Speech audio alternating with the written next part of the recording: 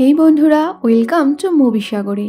আজ এক্সপ্লেন করব Chinese drama accidentally মিয়া ওয়ান ইউ এর পরের পর্ব।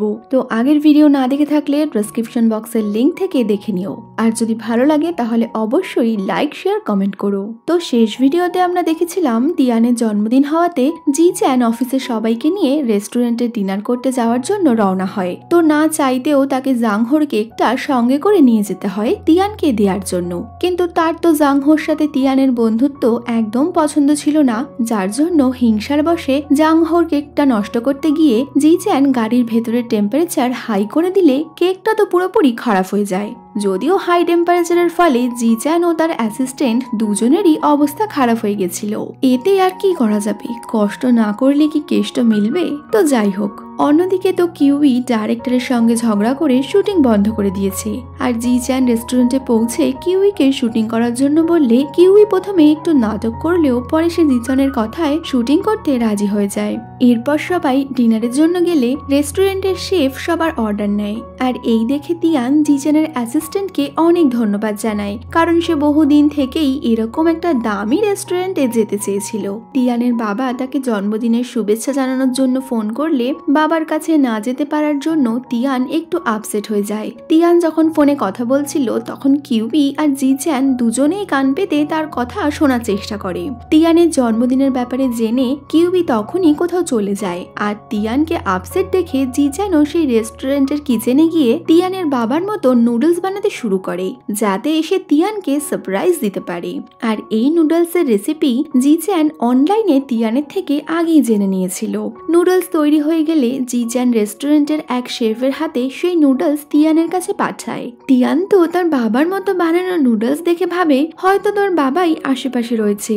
আর এর মধ্যেই কিউই তিয়ানের জন্য একটা বার্থডে গিফট নিয়ে আসলে তিয়ান অজান্তেই ভেবে নেয় নুডলসও হয়তো কিউই পাঠিয়েছে। তিয়ান অনেক খুশি হয়ে কিউইকে হাগ করলে দূরে দাঁড়িয়ে জি চ্যান এই সব কিছুই দেখছিল। রাতে ডিনার শেষ হলে পার্টিতে যাওয়ার জন্য জাংহো তিয়ানকে নিতে আসে। সেদিন রাতে অফিসের সবার ওভারটাইম কাজ করার কথা থাকলেও জি চ্যান তিয়ানের খুশির জন্য তাকে যেতে দেয়। যদিও জাংহোর সাথে তাকে যেতে দিয়ে জি চ্যানের তো অনেক হিংসে হচ্ছিল। রাতে অফিসে পৌঁছে জি চ্যান তিয়ানের বান্ধবীকে বলতে শোনে জাংহো আজ তিয়ানকে প্রপোজ করবে।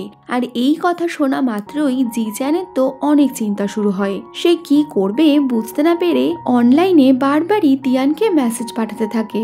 অন্যদিকে জাংহো তিয়ানকে প্রপোজ করতেই যাবে, কিন্তু জি চ্যানের মেসেজের কারণে তিয়ান বারবারই ফোন দেখতে থাকে, যে কারণে শেষ পর্যন্ত জাংহো তো আর নিজের মনের কথা বলতেই পারে না। কিন্তু ওদিকে জি চ্যানের চিন্তা তখনও কমেনি, যে কারণে শেষমেশ সে তিয়ানকে ফোন করে বসে। আর শুনতে পায় তিয়ানের অনেক বন্ধুরা মিলে তাকে বার্থডে উইশ করছে। তো এই শুনে জি চ্যান তখনই ফোন কেটে দেয়। পরের দিন সকালে তিয়ান অফিসে এসে দেখে ওভারনাইট করে সবাই ঘুমিয়ে পড়েছে। আসলে সবাইকে অফিসে দেখে তিয়ান অবাক হয়, কারণ তাকে তো ওভার টাইমের জন্য আগের দিন ডাকাই হয়নি। জি চ্যান তাকে বলে তার জন্মদিন ছিল বলে গতকাল তাকে ছুটি দেওয়া হয়েছে। জি চ্যান তার খেয়াল রাখছে দেখে তিয়ান তো বেশ অবাক হয়। এরপর কিউইর নতুন প্লে ট্রেনিং এর জন্য জি চ্যান তিয়ানকে ইনচার্জ বানিয়ে দেয়। এবার কিউই জেদ ধরে বসে সে ট্রেনিং এর জন্য বাইরে যাবে আর তিয়ানকেও সাথে নিয়ে যাবে। যদিও এতে জি চ্যান রাজি ছিল না, যার জন্য কিউই ও জি চ্যানের মধ্যে তর্ক বিতর্ক হলে জি চ্যান কিউইকে সময় দিয়ে বলে তাড়াতাড়ি ভেবে তাকে জানাতে। অন্যদিকে জাংহোকে চিন্তায় দেখে জিনিয়ান তার সাথে কথা বললে জাংহো তার থেকে প্রপোজ করার আইডিয়া নেয়। আর এই শুনে জিনিয়ান ভাবে জাংহো হয়তো তাকেই প্রপোজ করবে, যার জন্য সে তো আনন্দে লাফাতে থাকে। ওদিকে কিউই ঠিক করে নেয় সে একা তিয়ানকে নয় জাংহোকেও সাথে নিয়ে যাবে। এর মধ্যেই জাংহো তিয়ানকে ফোন করে উইকেন্ডে ঘুরতে যাওয়ার কথা বললে জি চ্যান তাদের সব কথাই শুনছিল। আর সে সুন্দর করে প্ল্যান বানিয়ে কিউই ট্রেনিং এর বাহানায় জি চ্যান জাংহোর হলিডে ট্রিপকে তাদের বিজনেস ট্রিপে পরিণত করে। আর সাথে নিজেও বিনবুলায় মেহমানের মতো তাদের সাথে ট্রিপে যায়। যাওয়ার সময় তিয়ান ও জাংহো একই রকম পোশাক পরলে কিউই তাদের দেখে বলে তোমাদের দুজনকে তো হেব্বি মানিয়েছে, যেটা শুনে একদিকে জি চ্যানের হিংসে হয় তো অন্যদিকে জাংহো খুশি হয়। জি চ্যান তিয়ানকে তার গাড়িতে যেতে বলে, যাতে জাংহো আর কিউই একসাথে নিজের ট্রেনিং এর ব্যাপারে আলোচনা করতে পারে। যদিও ট্রেনিং তো ছিল শুধুই বাহানা, সে তো তিয়ানকে নিজের সাথেই রাখতে চাইছিল। তো রিসর্টে পৌঁছে জিচ্যান আর জাংহোর মধ্যে তাড়াহুড়ো লেগে যায় কে তিয়ানের ফ্লোরে থাকবে। তো তিয়ান যখনই বলে সে সেকেন্ড ফ্লোরে থাকতে চায় তখনই জাংহো আর জিচ্যানও বলে ওঠে তারাও সেকেন্ড ফ্লোরে থাকবে। এই শুনে তিয়ান বলে তাহলে তোমরাই সেকেন্ড ফ্লোরে থাকো, আমি ফার্স্ট ফ্লোরেই ঠিক আছি। তিয়ান কিছু বোঝার আগেই জাংহো আর জিচ্যানের মধ্যে ঠান্ডা লড়াই শুরু হয়ে গেছিল। এরপর ট্রেনিং এর জন্য তাদের মেডিকেল টেস্ট করতে এলে জিচ্যান তো নিজেকে শক্তিশালী দেখানোর চেষ্টা করলেও ইনজেকশনের সুই দেখেই সে জ্ঞান হারায়। তো পরে সে সুস্থ হলে জানলা দিয়ে দেখতে পায় তিয়ান জাংহোর সাথে বাইরে গার্ডেনে ঘুরে বেড়াচ্ছে আর তারা দুজন একটা বড় গাছের নিচে দাঁড়িয়ে নিজেদের উচ্চতা মাপছিল। তাদের দুজনকে একসাথে দেখে জিচ্যানের তো হিংসে হয়, যার জন্য সেও তাড়াতাড়ি গার্ডেনে আসে আর ওই গাছের নিচে দাঁড়িয়ে নিজের উচ্চতাও মাপতে শুরু করে। দূর থেকে তাকে এরকম করতে দেখে তিয়ান আর জাংহো সেখানে এলে জিচ্যান তো ঘাবড়ে যায়। রাতে জিচ্যান জাংহোর কাছে তার ও তিয়ানের বন্ধুত্বের ব্যাপারে জানতে চায়। জাংহো তো তাকে বলে দেয় সে তিয়ানের ছোট্টবেলাকার বন্ধু। তিয়ানের মা বাবা বাইরে থাকার কারণে সে খুব একা একা থাকতো। তো এরকমই এক সন্ধেবেলায় এই সমুদ্রের বিচেই তিয়ানের সাথে জাংহোর প্রথম পরিচয়। এই সব শুনে জিচ্যান বলে তাহলে তোমরা তো ভাই বোনের মতো, কিন্তু জাংহোর তো সেই কথাটা একদমই পছন্দ হয় না। পরের দিন সকালে তারা ট্রেনিং এর জন্য বেরোলে তিয়ানের পাশে থাকা নিয়ে জাংহো আর জিচ্যানের মধ্যে চরম রেষারেষি চলতে থাকে।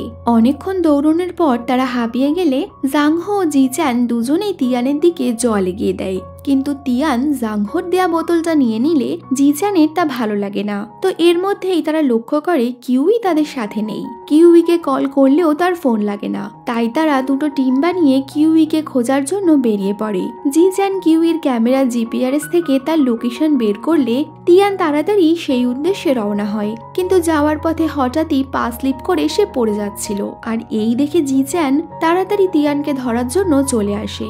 তারা লোকেশনে পৌঁছালে কিউইর ক্যামেরাটা তো পেয়ে যায়, কিন্তু কিউই আশেপাশে কোথাও ছিল না আর আবারও তারা তাকে খুঁজতে শুরু করে।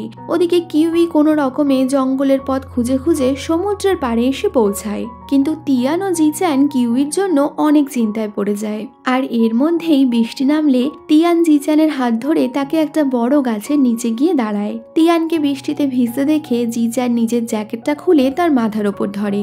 মুখে না বললেও জিচ্যান তার কাছে বুঝিয়ে দিল সে তিয়ানকে নিয়ে কতটা ওয়ারিড। তিয়ানের তো বৃষ্টি দেখে অনেক ভালো লাগছিল, যার জন্য সে নিজের ছোটবেলার স্মৃতিগুলো বলতে শুরু করে আর জিচ্যানও এক দৃষ্টিতে তার দিকে তাকিয়ে চুপচাপ তার কথা শুনে যায়।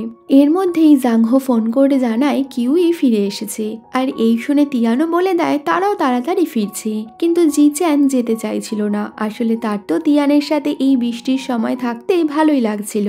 এরপর বৃষ্টি থেমে গেলে তারা রিসর্টে ফেরার জন্য রওনা হয়, কিন্তু পড়ে যাওয়ার কারণে তিয়ানের পায়ে ব্যথা লেগেছিল আর সে ঠিকমতো চলতেও পারছিল না। এই দেখে জিচ্যান তিয়ানের পা চেক করতে চাইলে তিয়ান তো তা করতে দেয় না, কিন্তু জিচ্যান হঠাৎই তাকে ধরে নিজের কোলে বসিয়ে নেয় আর ভালোভাবে তার পা চেক করে। ও তিয়ানের কেটে যাওয়া জায়গায় ওষুধ লাগিয়ে দিলে তিয়ান অবাক নজরে তার দিকে তাকিয়ে থাকে। জিচ্যানের ব্যাগে প্রয়োজনীয় এত জিনিস দেখে তিয়ান তো তাকে জিজ্ঞেসই করে ফেলে এত জিনিস ব্যাগে কেন রেখেছো? জিচ্যান বলে ছোটবেলাতেই তার মা বাবা মারা গেছিল আর তাকেই তার ছোট্ট বোনের খেয়াল রাখতে হয়েছে, তো বোনকে মানুষ করতে গিয়েই সে এসব শিখেছে।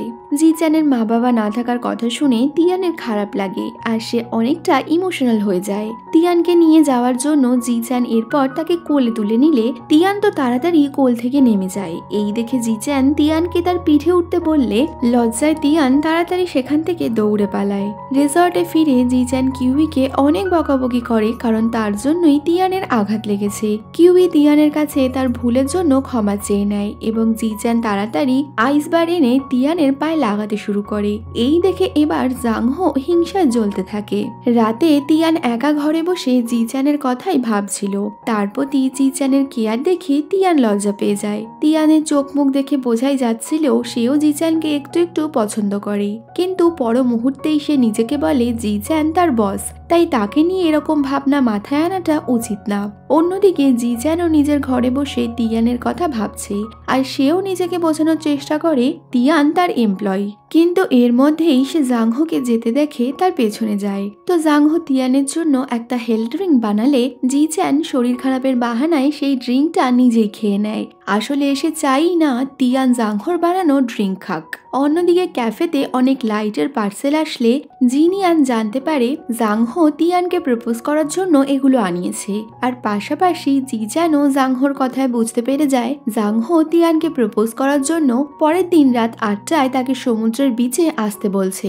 এই দেখে জিচান খুব চিন্তায় পড়ে যায়। এরপর ক্যাফেতে আসা লাইট নিয়ে জিনিয়ান তাদের রেস্টুরেন্টে পৌঁছালে সেখানে জিনিয়ান ও জিচান সামনাসামনি হলেও তারা নিজেদের পরিচয় গোপন করে। জাংহো জিচানকে সমুদ্রের পাড়ে গিয়ে বলে একটা বড় হার্টের সাইন বানাতে তাকে সাহায্য করতে। নিজের ভালোবাসাকে অন্য কারো হতে দেখেও জিনিয়ান মুখে কিছু প্রকাশ না করেই জাংহোকে তার কাজে সাহায্য করে। এর মধ্যেই জিচান জিনিয়ানকে কল করলে সে তার দাদাকে জানায় জাংহো তিয়ানকে প্রপোজ করার জন্য এইসব আনিয়েছে। এইসব দেখে জিচান অনেক আপসেট হলে সে তিয়ানকে কিছু গুরুত্বপূর্ণ কাজের বাহানায় অফিসে পাঠিয়ে দেওয়ার প্ল্যান করে যাতে জাংহো তাকে প্রপোজই না করতে পারে। তো তিয়ান ফেরার জন্য রওনা হলে তখনই জিচানের অ্যাসিস্ট্যান্ট তিয়ানকে ফোন করে বলে সে সব কাজ করে নিয়েছে যার জন্য তিয়ানকে ফিরতে হয় না। আর জিচানের প্ল্যানও ফেল হয়ে যায়। কিন্তু জিচান কোনো মতে এই বিষয়টা মানতে পারছিল না। তিয়ানের সাথে কাটানো প্রতিটা মুহূর্তের কথাই তার বারবার মনে পড়ে। মুখে না বললেও সে তিয়ানকে অনেকটাই পছন্দ করত, যদিও তিয়ান এর কোনো কিছুই জানতো না। তো রাতে তিয়ান জাংহোর সাথে সমুদ্রের পাড়ে গেলে জিচান নিজেকে ধরে রাখতে না পেরে আড়াল থেকে তাদের দেখতে থাকে। সেখানে জিনিয়ানও ছিল।